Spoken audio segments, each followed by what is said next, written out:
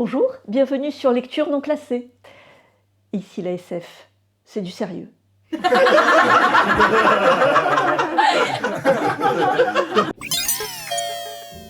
Aujourd'hui, je vous parle de 4 BD remarquables pour débutants en SF autant que pour vieux passionnés. Vertigéo, Les Yeux Doux, Journal de 1985 et Frontières. Vertigéo, une bande dessinée dystopique, est l'œuvre conjointe de Lloyd Cherry pour le scénario et Amaury Bungen pour le dessin. Publiée en 2024 chez Casterman, elle adapte une nouvelle d'Emmanuel Delporte. Dans un futur post-apocalyptique, la surface de la Terre n'est plus qu'un paysage carbonisé et inhabitable. Les survivants s'élancent vers les cieux en construisant une tour gigantesque dans l'espoir d'atteindre un hypothétique paradis aérien. Mais la tour n'est pas qu'un refuge, elle reflète une société cruellement divisée dans une atmosphère désespérée. Les ouvriers situés à la base de la structure travaillent dans des conditions infernales pour ériger chaque nouvelle étape, tandis que l'élite prospère au niveau supérieur. La révolte gronde dans cet édifice stratifié où chaque étage raconte une histoire de lutte, d'espoir et de survie. Lloyd Cherry, journaliste bien connu des amateurs de science-fiction grâce à son fameux podcast « C'est plus que de la SF », rédacteur en chef de Métal Hurlant, signe ici sa première bande dessinée, avec un scénario riche en thématiques et en tensions. Amaury Bungen, déjà récompensé pour ses œuvres graphiques comme Iron Mud ou Le Rite, apporte une vision saisissante et unique à ce projet. La signature graphique est marquante, le style d'Amaury Bungen est une véritable prouesse artistique par son réalisme. Les décors et technologies sont représentés avec une précision remarquable, renforçant l'immersion dans le récit. Sa palette est minimaliste, noir, blanc et gris dominent, les perspectives sont soignées. Le récit nous emmène à travers les différents étages de la tour et les vies de ses habitants. La narration alterne entre des scènes d'action intense et des réflexions profondes sur la condition humaine. Les luttes des classes inférieures, les décisions de l'élite et les tensions omniprésentes forment un mélange captivant. Quelle source d'inspiration ? Bien, le transpersonnage de Rochette, Loeb, Legrand et Bocquet.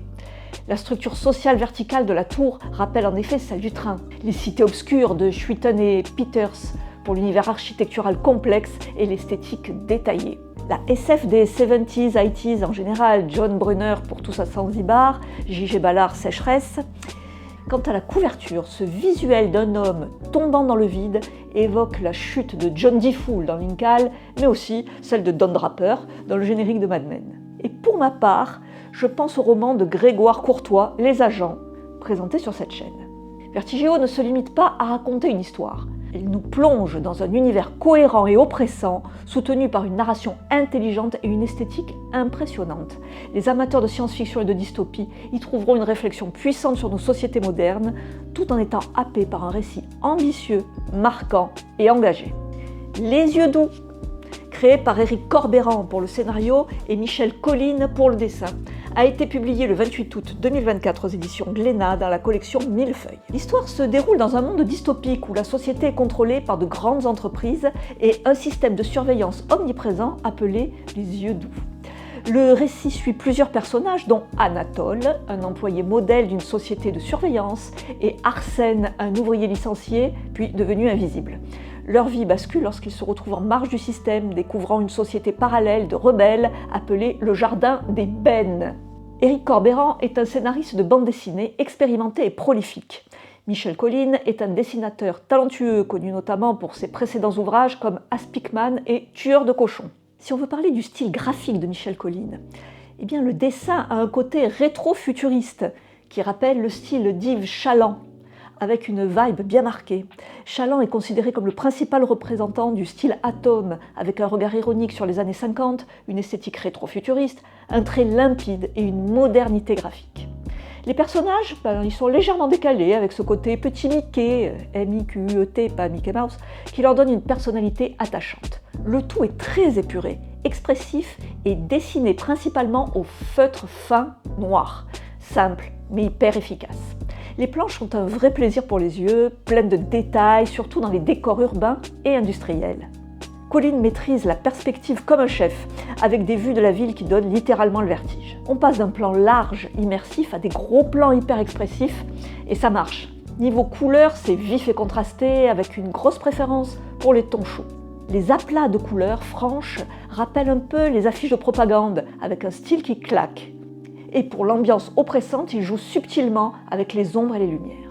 Petit détail signature des affiches de pin-up qui reviennent souvent comme un clin d'œil à la surveillance omniprésente. Pour représenter l'invisibilité d'Arsène, il utilise des effets de flou ou de distorsion. Et avec les contrastes entre zones sombres et lumineuses, il appuie vraiment les tensions de l'histoire. La mise en page est variée et dynamique. Parfois, on a un gaufrier classique et d'autres fois des compositions plus libres et énergiques. Pour info, un gaufrier, c'est une structure de planche avec des cases égales et régulières. Mention spéciale pour les doubles pages qui débarquent dans les moments clés, comme les scènes d'action ou les panoramas de la ville. Quant aux influences, Les Yeux Doux s'inscrit dans la tradition des dystopies littéraires et cinématographiques, avec des influences notables comme 1984 de George Orwell, Le meilleur des mondes d'Aldous Huxley, les films Métropolis, L'État moderne et Brasil. Journal de 1985 signé par Xavier Coste, dessin, couleurs et scénario, et Philippe Byrne, co-scénariste. Publié le 4 septembre 2024 par les éditions Sarbacane, il propose une suite audacieuse à l'univers 1984 de George Orwell. Après avoir brillamment adapté le roman original en 2021, Xavier Coste revient donc avec une suite qui se déroule un an après les événements de 1984. Dans un Londres toujours sous la coupe de Big Brother, un graffiti intrigant fait son apparition. Un visage accompagné de la lettre W. Mais quand son auteur masqué est surpris en pleine action, il laisse tomber un livre en s'échappant, le livre de Winston. Cet acte de rébellion déclenche une chasse impitoyable orchestrée par O'Brien, un haut responsable du régime.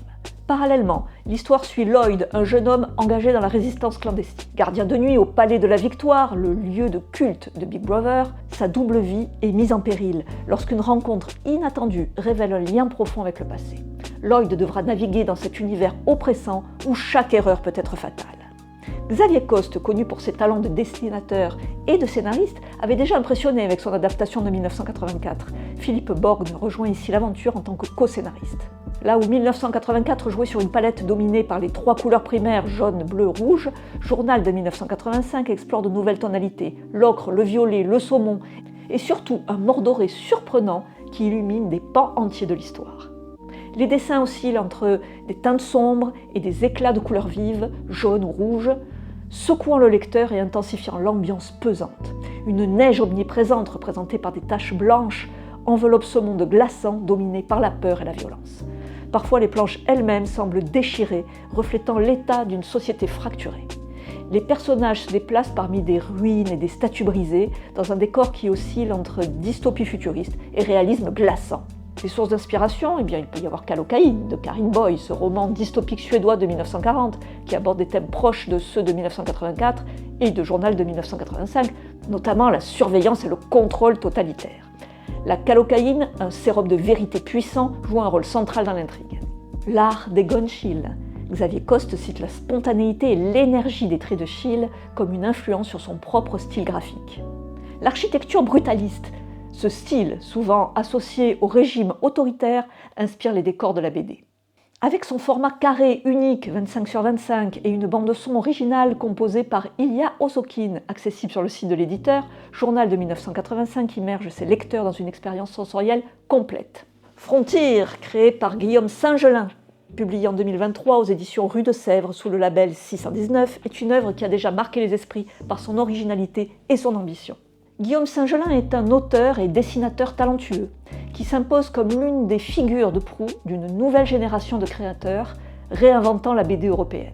Après des études de graphisme, il s'est fait remarquer par son trait unique et sa capacité à construire des récits visuellement et émotionnellement puissants. Son travail s'inspire énormément du cinéma, ce qui se ressent dans ses cadrages et sa narration. L'action de Frontier se déroule dans un futur où l'humanité a épuisé les ressources de la Terre. Résultat, il faut chercher des solutions ailleurs, au-delà du système solaire, dans une zone appelée la frontière. Mais cette nouvelle frontière n'est pas une terre promise. Elle est dominée par de gigantesques corporations prêtes à tout pour exploiter les richesses de l'espace. L'histoire suit trois personnages très différents mais complémentaires. Jisoo, une scientifique passionnée et idéaliste qui veut croire en un avenir meilleur. Kamina, une mercenaire fougueuse, toujours prête à foncer. Alex, un mineur né dans l'espace qui n'a jamais vu la Terre de ses propres yeux. Ce trio va naviguer dans un monde complexe où espoir et désillusion s'entremêlent. Saint-Gelin, sans être particulièrement militant, choisit de mettre en avant des personnages féminins, un choix qui s'intègre naturellement à l'histoire. Son style graphique est unique. Le dessin de Guillaume Singelin est immédiatement reconnaissable. Il mélange des influences américaines, européennes et japonaises pour créer un style bien à lui. Des décors extrêmement détaillés et immersifs qui donnent une profondeur incroyable à chaque case. Des personnages dessinés dans un style chibi. Si vous ne connaissez pas ce style, voici à quoi il correspond. Une tête surdimensionnée, souvent aussi grande que le corps, un corps miniaturisé, des membres courts et trapus, des mains et pieds simplifiés, des yeux démesurément grands, un nez et une bouche minimalistes parfois absents, des expressions faciales exagérées pour des émotions intenses, une palette de couleurs douces et souvent pastel, un trait parfois réalisé dans des tons bleus, foncés ou violets au lieu du noir classique. Ajoutez à cela une narration graphique inspirée du jeu vidéo où chaque détail du décor raconte quelque chose. On a presque l'impression de flotter en apesanteur dans certaines cases, comme si on était une caméra évoluant en 0G. Autre point fort, le dessinateur casse les schémas classiques de la BD, notamment le découpage en 3 bandes. Ici, la verticalité domine, ce qui colle parfaitement au récit spatial et donne un sentiment de grandeur. Avec ses 200 pages, Frontier alterne entre scènes d'action, moments de vie quotidienne et réflexions profondes sur des thèmes comme l'avenir de l'humanité, l'exploitation des ressources naturelles, le capitalisme débridé, l'amitié et la solidarité face à l'adversité. Le récit est fluide et prend le temps de développer son univers tout en jouant sur le rythme et l'atmosphère grâce à une utilisation intelligente des cases. C'est aussi une œuvre de hard sci-fi où les technologies et les avancées scientifiques décrites restent crédibles. Une approche qui a séduit puisque l'œuvre a reçu plusieurs récompenses, dont le prix Coup de cœur Quai des Bulles et le prix Écofauve Raja en 2024. Singelin a puisé dans les westerns, notamment les westerns crépusculaires, pour le côté sauvage des territoires et la lutte des pionniers face à une nature hostile. Ses propres voyages en Islande et dans le Grand Ouest américain, où il a photographié des paysages qui ont nourri l'univers de sa BD. Des œuvres cultes, comme Planète de Makoto Yukimura, La Cité Saturne de Isae Iwaoka, Cowboy Bebop, avec cette ambiance désenchantée mais rêveuse, et Alien, mais oui, pour les designs des vaisseaux, des capsules et le côté oppressant des espaces confinés. Au revoir, à bientôt, et n'oubliez pas, la littérature SF,